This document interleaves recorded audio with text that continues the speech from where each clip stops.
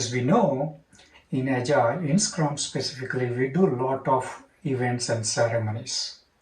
So I have a question for you, very important question, and that is, does your team have a common understanding of all these various Scrum events that they are supposed to be in? Are you looking for some tools, simple tools and techniques to help you improve your Scrum ceremonies for your team? Make them fun and productive also. If you answered yes, you are in luck. You must use this event canvas. I designed this simple tool for two reasons. One, I wanted to finish this activity quickly. As we know, we have many events and ceremonies, and especially when we are working with a new team, we want to get them through this quickly. So that was the first requirement that I wanted a tool that can help me get through this event discussion about different events quickly yet effectively. Number two, I also wanted a tool that will help me engage all the team members, that will help me bring everybody so that they can participate and collaborate in understanding all these different events. I see there are two different scenarios where you might want to use this event canvas. The first scenario is obviously when you are working with a completely new team. When I say new team, a team that is just been formed and they are just starting the Agile journey. That's one scenario where you may want to use this event canvas. The second scenario is you are starting to work with a team that may have been doing Agile for a while, but this is the first time you are starting to work with this team.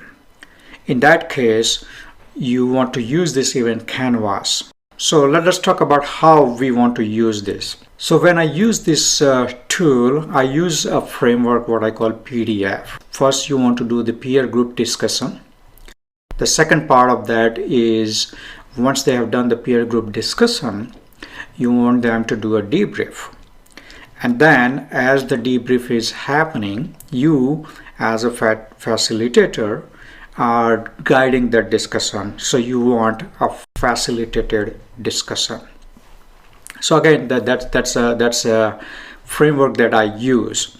So initially I will give them 10-minute time box where they can do their peer group discussion, and then we'll do a debrief each team one by one. So let's go into more detail as to how you use this. So first of all, you want to give this canvas to everybody in the room.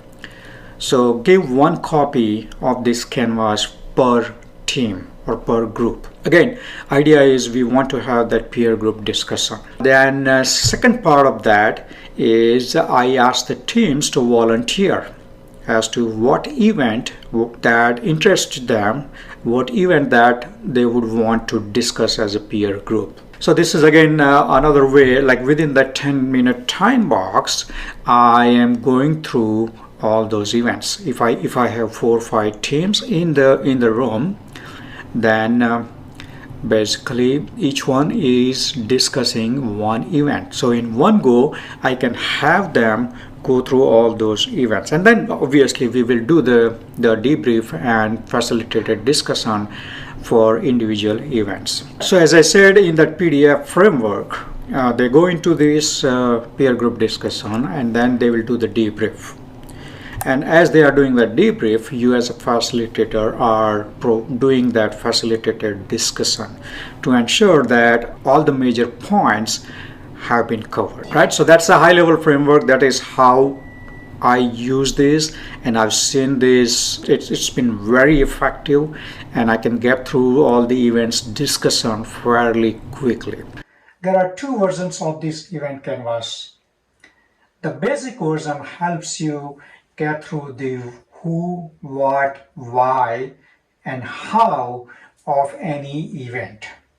So you want to give them a particular event and ask them to fill out this event canvas, and that will help you get to the who, what, why, and how. Along with that, we also talk about the patterns. What are the best practices? What are the behaviors? What are the best behaviors that we want the team to adopt? The second version is the advanced version where we can go into more advanced topics. Discussion of advanced topics such as the facilitation techniques, games, psychological safety, dysfunctions of a team. So again, what are the facilitation techniques that can help you in this event canvas? In this particular event, sorry. What are the games that can help you? What are the different ways we can increase the psychological safety? What are the different ways we can establish that psychological safety within the team? And the fourth dimension, as I said, is the dysfunctions. What are the dysfunctions of a team that we should be looking out for? All right, so I talked about what it is, how we use it. The most important aspect of it is why even bother using this. So let's go into those details. So first of all, as you can see from my description about how I use this particular activity, this particular tool enhances that participatory discussion. It is highly engaging, highly participative. Everybody in the room is participating in this activity, in this discussion. This tool also gives you insights into their understanding as to what is their understanding about these particular events. What are the misconceptions? What are the myths? All that will come out on the table.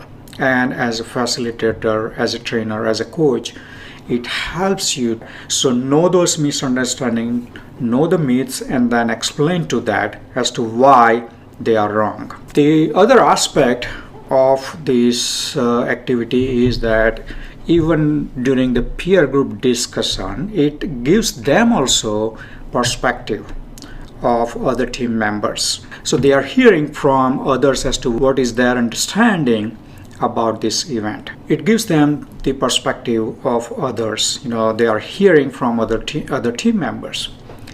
So there is that discussion, there is that dialogue within the team also. And the most important benefit that I feel this tool brings is that it brings everybody on the same page, right? So everybody in the team has common understanding after this activity is done. And the last one, this is for me as a facilitator. It gives me a tool where I can manage the time effectively without putting too much time into discussion of these events. I can get the entire class, entire group through the discussion of all these events fairly quickly without compromising on the quality of the discussion, quality of the content that I want to give them.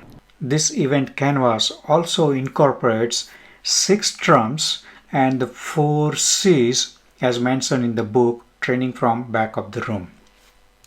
And if you look at it, this activity addresses those 4 C's also. It allows them the opportunity to establish those connections as they are discussing and describing this event. They are making those connections from their past experience, professional experience, past stories that they may have to share. Right? So there's definitely that personal connection happening. It also gives them the opportunity to clear all the concepts through that peer group discussion as well as through that facilitated discussion. Concrete practice, again, this event canvas is asking them to discuss and put it into practice. And then conclusion, that's the last part of that PDF framework that I was mentioning earlier, the facilitated conversation. So that basically brings them full circle. So use the version that is appropriate based on the team's maturity. Depending on your team and their maturity, give them either the basic or the advanced version of this event canvas. And ask your team to discuss and fill out this canvas. Once they have done that, once that time box is done, ask them to walk you through that event canvas and provide the debriefing of their understanding. As the debrief happens, you are using facilitation skills to drive the conversation and explain the intricacies of specific event. This is where you make the magic happen. This is where you step in as the subject matter expert and help them understand the event better. Help them clear some of those myths and misconceptions that they may have. Those misconceptions, those myths will come out on the table through this event canvas. So again, this is where you make the magic happen. So now grab this canvas and ask your team to paint the picture of their understanding of different events.